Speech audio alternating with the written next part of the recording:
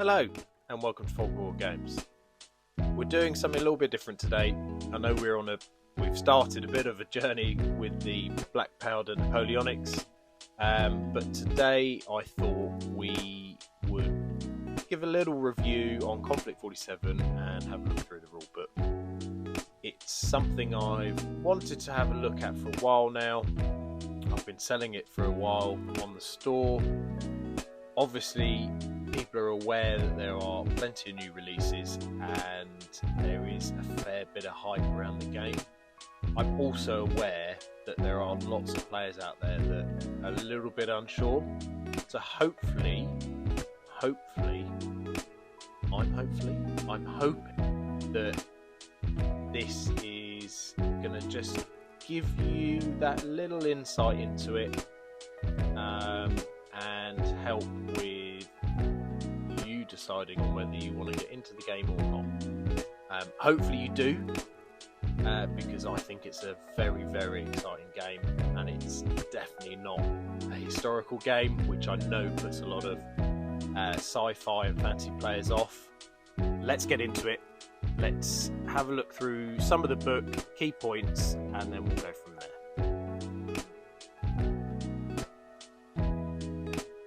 First off, what actually is Konflikt ‘47? It's an alternative history setting. The war didn't end in 1945, it carried on, and it escalated. You've got weird technology, experiments, rift energy, and things that were never meant to exist started appearing on the battlefield. Now, it can still look like a World War II battlefield or World War II setting. The uniforms, the nations, the general look of it, that's all there if you want it to be. But it's pushed into a much darker territory. It's less historic reenactment. Sorry, I put the teeth back in. Historic reenactment, and more what if everything went wrong and kept getting worse. What is even better is you don't have to be historically accurate with the uniforms if you don't want to be. Paint them how you like. If you want a version of Space Marine, British Commonwealth robotic infantry, and so be it. That's what it's all about. The book doesn't treat that lightly either. The setting is heavy. It's meant to be. Nations are stretched, resources are broken, and what's left is being held together with experimental technology and grim determination. So, if you're expecting something light and silly, it's not that. And if you're expecting a dry historical book, it's not that either. It sits somewhere in the middle, closer to dark sci-fi in a World War II skin than traditional historical gaming. This is the bit where I think it starts to click for people who come from Warhammer or sci-fi gaming. Each faction has a really strong visual identity. You've got walkers, powered armour, weird experimental units, and proper centrepiece models. This isn't just rows of infantry and tanks. The Axis forces lean heavily into experimental tech and dangerous ideas. The British have a very industrial, worn-down look to them. Lots of machinery, automation, and grit. The Soviets feel brutal and relentless. The Americans have that heavy, over-engineered feel. Visually, it's very strong. There are big silhouettes, distinctive units, and plenty of scope to build an army that actually looks like something, not just a collection of models. If you enjoy building themed forces and having centrepiece units, this absolutely has that. It's not subtle, and it's not meant to be. Rules-wise, the foundation is bolt action. Of course it is. That's kind of where it came from, and hence why you can put in your bolt action infantry and tanks. I say that, obviously it's going to be late war versions, but still big tanks. So if you've ever played that, the basics will feel familiar straight away. Order dice, unit activations, that general flow, it's all there. For those who haven't played bolt action, each unit has an order dice. So for example, if you have 5 units, then you have 5 order die. Your dice and the opponent's dice go into the bag, and instead of you go, they go, it could be totally random. I.e., you could pick out your opponent's order dice, which means it's their turn. This is the game mechanic I love, especially in bolt action, and I love it here as well, and I love the fact that it's carried on. It really makes things exciting and tense. The big difference is what sits on top of that. You've got rift dice, which are basically a resource you manage for your more advanced units. So instead of just activating something and hoping for the best, there's a bit more thought about when and how you use your bigger toys. Walkers don't behave like tanks. Monsters don't behave like infantry. Big units actually feel dangerous, not just expensive. It's not a tight competitive system. It's not built around perfect balance. It's built around moments. Things going wrong, big units, big things, and definitely plans falling apart. It plays more like a narrative skirmish game with big toys than a tournament system. And that's very deliberate. However, we could all change that. As in, making it into a tournament rather than, changing the rules.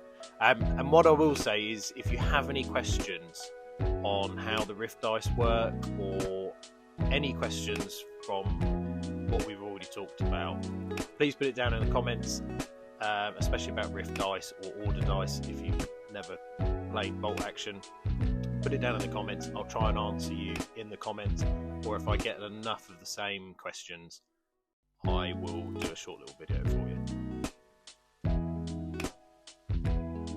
This is where it really moves away from the historical game. You've got things like Schreckenwolfen, basically werewolves. You've got reanimated troops. You've got experimental weapons that don't make sense in the real world. You've got walkers tearing into infantry. And for any of you that hadn't guessed, the reanimated troops, yes, they're zombies.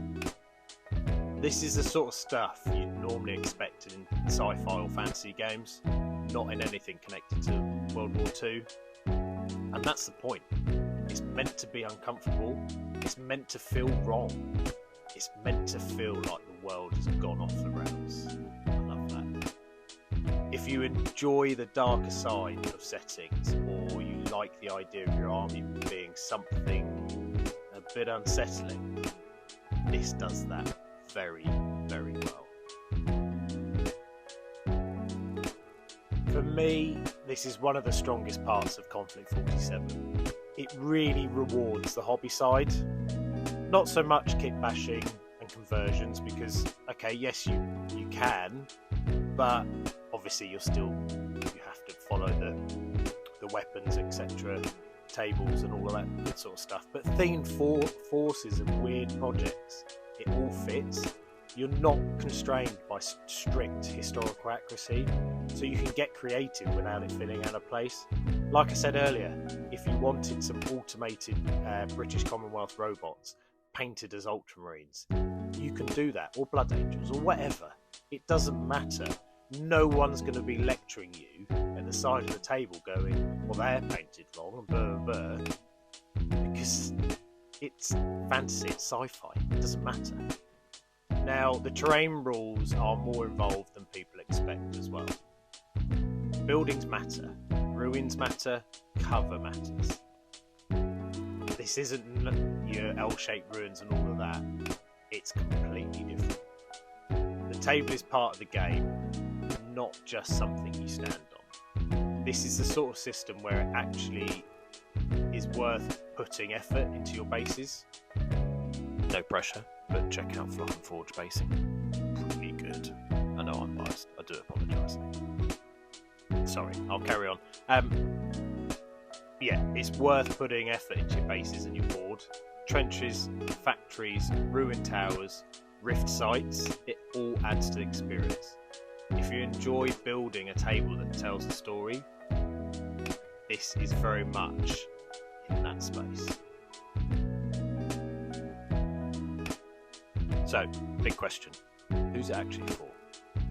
Well, if you like narrative games, if you enjoy the hobby side, if you like building themed armies, or if you're a Warhammer player who fancies something different without losing big models and strong visuals, this is well worth a look. It's also a good option for historical players who want something darker and a bit more sci-fi, a bit more characterful. If you only care about tournaments, tight balance and list optimization, it might not be your thing, and that's fine. That's not what it's trying to be. It knows what it is and it sticks to that. But if you're looking for a palate cleanser and you're not into historicals, this is definitely a good one to try. So, overall, it's a solid rulebook in my opinion. It's clear, it's focused, and it supports the kind of games it's trying to create. If you're curious about it, have a look. If you're building Konflikt ‘47, I'd genuinely like to see what you're working on. It's a setting that rewards effort and imagination, and it fits very well with the narrative hobby-first gaming. If you do want to show us, please go over to our Instagram page and you can DM me the pictures on there, or you can post them on your page and tag us in them. Honestly, I'd really like to see what people are working on. So that's it. I know it was probably a bit quick, but I didn't want to get bogged down with all going through every single rule line by line. We can do in other videos, but I thought I'd just give it a quick mention if people were just curious, or I guess if you lived under a rock, then you don't know what it is. But Konflikt ‘47 is growing, and I just thought, I know it's been out a while, but I think there's people that are still curious about what's going on. Now, we can go through unit reviews, all of that sort of stuff. Again, put it down in the comments on what you'd like to see, or if you have any questions, and I will try to get back to you as quick as I can. Or like I said, if I get the same question a few times, I will do a short video on it, just explaining the question you've asked and hopefully answering it. Again, thank you very much for watching, and I'll see you next time.